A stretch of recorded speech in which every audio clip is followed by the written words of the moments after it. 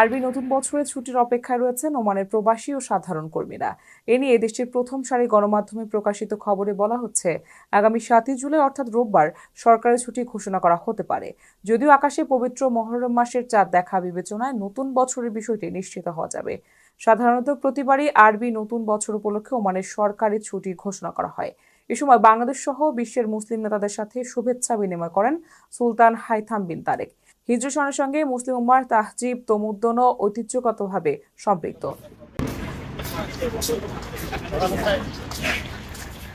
বিশ্ব মুসলিম উম্মার কৃষ্টি কালচারে ও মুসলিম জীবনে হিজরি সনের গুরুত্ব অপরিসীম।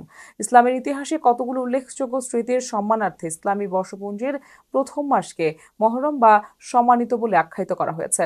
ইসলামের ইতিহাসে বিষাদময় কারবালা সহ বিভিন্ন ঘটনা স্মরণে আরবি সনের হিজরি বছরের প্রথম মাস মহরমের 10 তারিখ পবিত্র আশুরা পালিত হয়। তাই মুসলিম ধর্মের সুন্নিদের কাছে এই দিনটি বিশেষ তাৎপর্যপূর্ণ। তবে শিয়া মতাবলম্বীদের কাছে এটি বিষাদের দিন। মহানবী হযরত মুহাম্মদ সাল্লাল্লাহু আলাইহি সাল্লামের দৌহিত্র ইমাম হোসেন রাদিয়াল্লাহু এই দিনে ফোরাত নদীর তীরে কারাবালা প্রান্তরে নির্মমভাবে শহীদ হন। শোকের প্রতীক হিসেবে বিশ্বজুড়ে মুসলমান সম্প্রদায় বিভিন্ন কর্মসূচির মধ্য দিয়ে দিনটি পালন করেন। ইসলামের 10 মহরমের আরও তাৎপর্য রয়েছে।